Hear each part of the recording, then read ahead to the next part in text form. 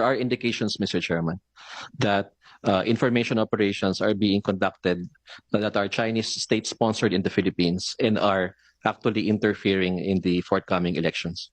Nalantad sa pagdinig ng Senate Special Committee on Philippine Maritime and Admiralty Zones nitong Huwebes ang umano'y mga aktibong tangka ng China na suportahan ang mga kandidatong gusto nitong ipanalo.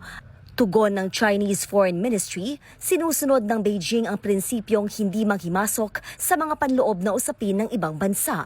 Naungkat din sa Senado ang paggamit umano ng China ng mga individual o proxy sa bansa kapalit ng pera. At ang umano'y service agreement sa pagitan ng Chinese Embassy at isang lokal na kumpanya para magpakalat ng mga maling impormasyon. Trabaho ng NBI na imbestigahan na itong Infinitus company na siyang may kontrata sa Chinese Embassy. We will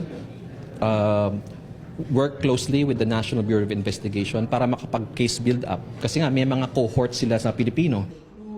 Ipinauubaya na ng National Security Council sa National Bureau of Investigation ang pag-imbestiga at pagberipika sa mga impormasyong ito. Ikinababahala ng Malacanang ang posibleng panghihimasok ng China sa 2025 midterm elections. Sa utos na rin po ng ating administrasyon na imbestigahan ng malalim para malaman po natin kung ano man ang katotohanan patungkol po dito. Ayon sa European Union Election Observation Mission, karaniwang binabantayan sa maraming bansa ang posibleng foreign interference at trolls lalo na sa halalan. Kaya kabilang ito sa imo-monitor ng misyon sa botohan sa May 12. Our role is to observe, to assess, and to support democratic standards, impartiality and independently and without interfering in the process.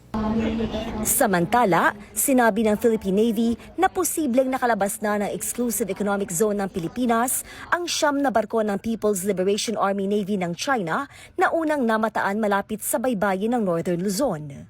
Based on their direction the other day, the last track was eastward. Hindi na siya natin makita sa eastern seaboard. So beyond the range na siya nating mga sensors. Martes, unang na-monitor ang Chinese aircraft carrier Shandong CV-17, 6 na escort warships at 2 support vessels na dumaan sa dagat na sakop ng Cagayan. Ayon kay retired Lieutenant General Edelberto Adan, dating AFP Deputy Chief of Staff, pwede namang dumaan doon ang mga dayuhang barko sa ilalim ng prinsipyo ng freedom of navigation at right of innocent passage.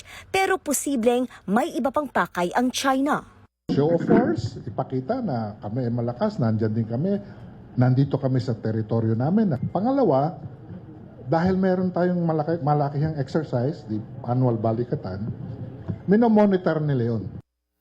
Inaasahan ng Philippine Navy na marami pang dayuhang barko ang dadaan sa lugar, lalo pa ngayong kasagsagan ng balikatan exercises ng Pilipinas at Amerika sa Hilaga at kanlurang bahagi ng Luzon. Bianca Dava, ABS-CBN News.